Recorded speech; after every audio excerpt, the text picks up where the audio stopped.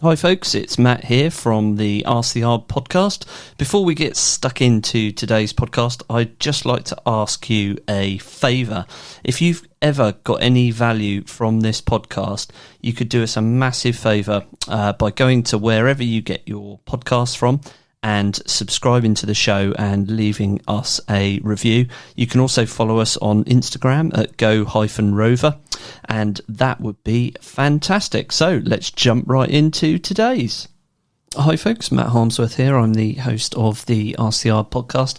So today I would like to talk to you about the 3 reasons that trees fall or fail. And by understanding why trees fall or fail, you can avoid property damage. So bit of a topical one, this one.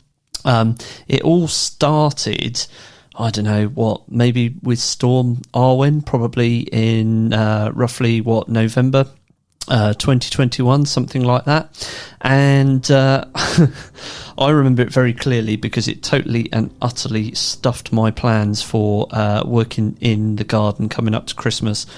It also flattened coniferous forests all across the north of the UK and all across the north of Scotland.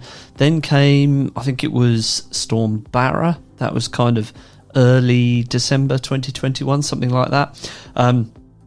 This one was pretty wild. In fact, it flattened operation director Paul flattened his garden fence, which he's still dealing with at the moment. Lost some tiles off the roof, so not a good day out at all.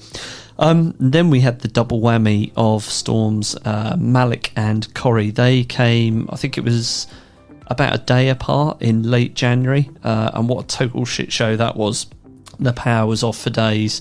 There were trees down across power lines all across the north of Scotland and all down the eastern side or northeastern side of the UK. Roofs smashed, buildings damaged, and I think also sadly a few people passed away in that one.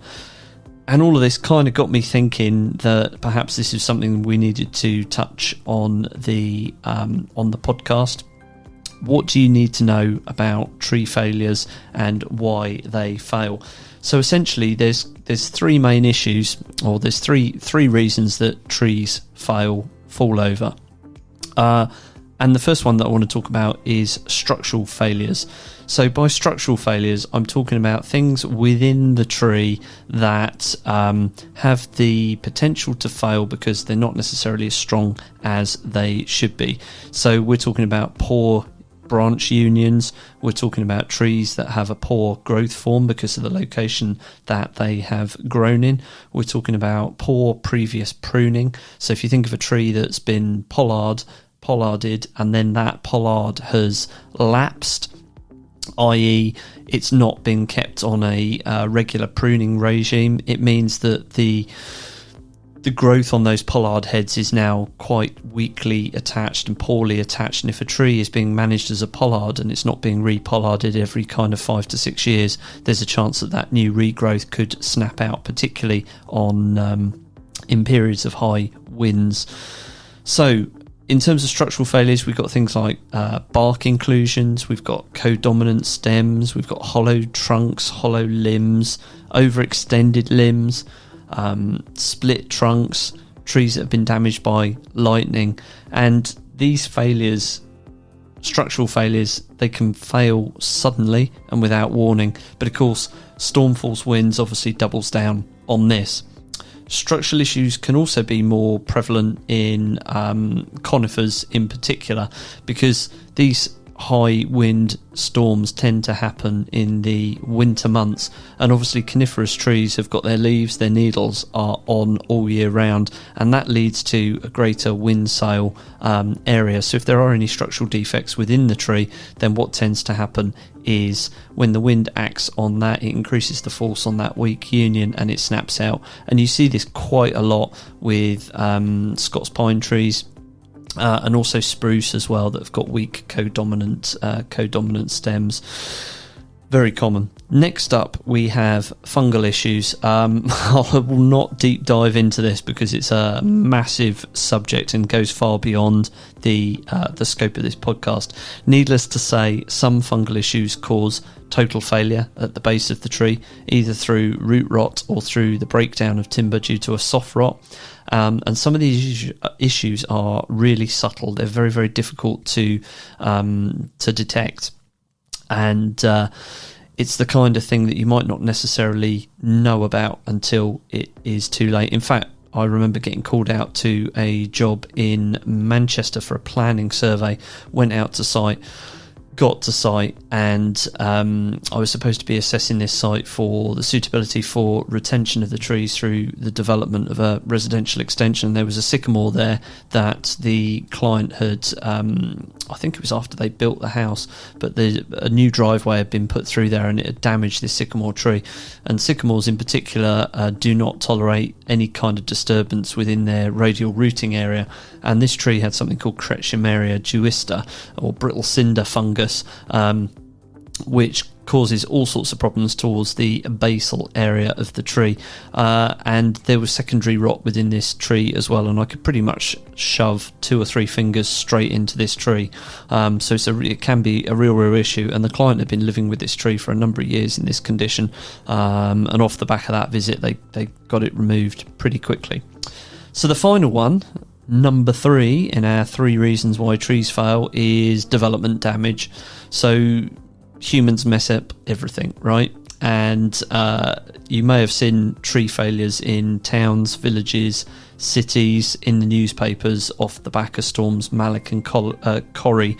And quite often these failures are close to people's houses, and these failures are nearly always preventable, and they're due to below ground damage during some form of construction activity. So trees compete with people in the built environment, and they often lose. That is why it's important that trees are well protected during the development phase of construction projects or infrastructure projects. And I often shudder when I see trenching works for utility companies down through pavements, because it's almost certain that they're damaging tree roots up to some point. And what tends to happen in kind of best case scenario is that there's a lack of vitality in those trees that have been damaged through construction works.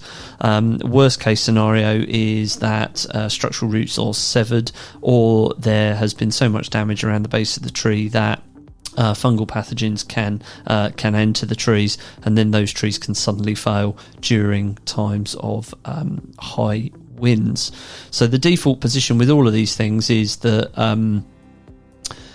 you have to take a pragmatic and sensible approach to tree management. Otherwise we'd be going around felling all these trees for no good reason. They obviously contribute massively to people's quality of life, amenity, landscape, conservation value is all extremely important, but there's a lot that we can do to make sure that our trees are healthy and safe, and more importantly that we don't damage them through our own activities. So today, as an ending note, I would have you consider the possibility that if you're worried about your trees, get them checked out at least every 3 years by a qualified professional. So hopefully that is helpful, and I will speak to you soon. And that's it for today, folks. Thanks a lot for listening to the RCR microcast. Remember, if you've ever had any value whatsoever from this podcast, you could do me a massive favour by heading over to wherever you get your podcasts and leaving us a review. Thanks a lot for listening to the show, and I will speak to you on the next one. Cheers, bye.